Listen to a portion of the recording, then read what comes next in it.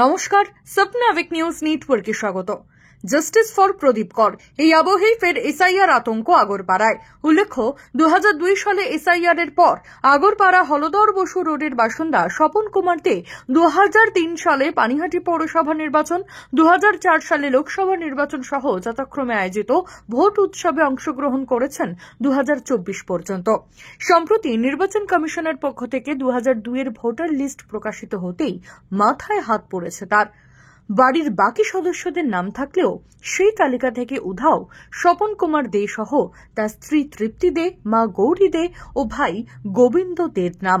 Voter লিস্টে আমি সবগুলো বুথই, আমার বুথ ছাড়া ইভেন আশেপাশের বুথগুলো সব জায়গায় আমি দেখেছি, কিন্তু আমার পুরো ফ্যামিলির নাম বাদ। আমার বাবা মার নাম বাদ, আমার যে ভাইয়ের নাম বাদ, সবার নাম বাদ। ওদিকে আমার যেমন আমার যারা ইয়ে আছে, কাকা, 3 কাকা আছে, ওদের নাম সব, ফ্যামিলির নাম সব আছে। আপনি আপনার ভোটার লিস্টে প্রথম ভোট দিয়েছিলেন? আমি 90 সালে প্রথম ভোট দিয়েছি। 1969 হল আমার জন্ম।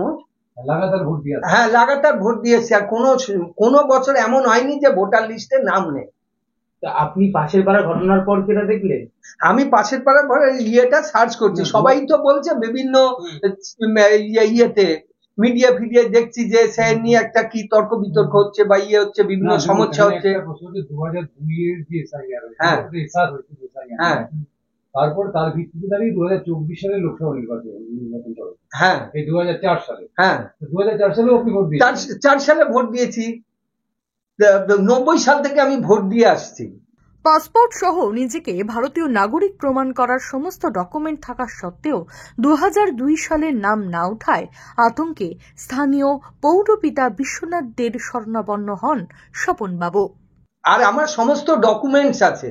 90 সালে আমি পাসপোর্ট করেছিলাম, ইন্টারন্যাশনাল পাসপোর্ট আমার 90 সালের ছিল।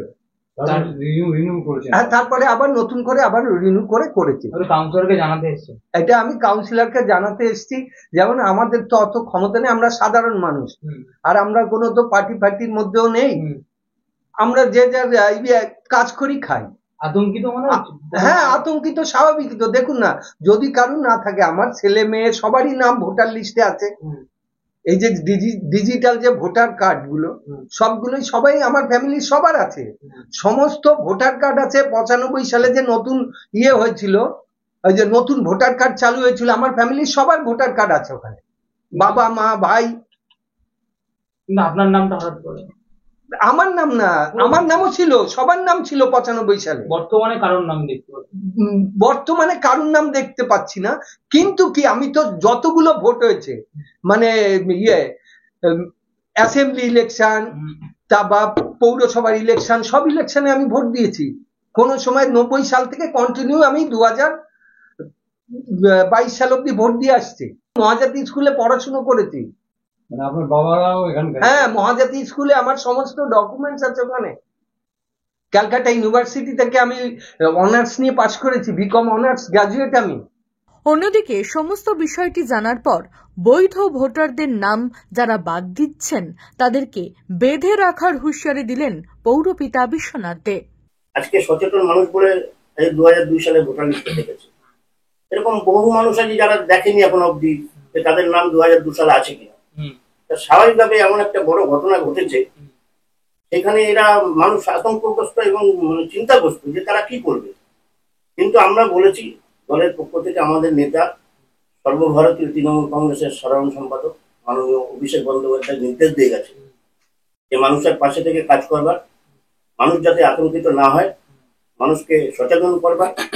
এবং এটা যারা করছে, বিশেষ করে বিজেপি দল, সারা বাংলার মানুষের মধ্যে একটা আতঙ্ক তৈরি করেছে। নতুন মানুষ চিন্তা করে পাচ্ছে না আগামী দিনে কি করবে।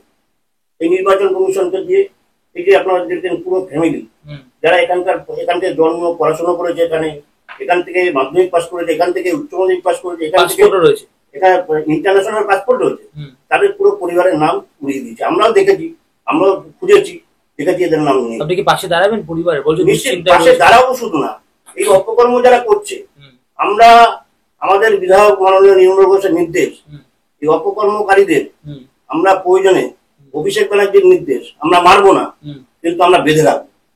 এই অন্যায় যারা করছে তাদের উপযুক্ত শাস্তির ব্যবস্থা করবো।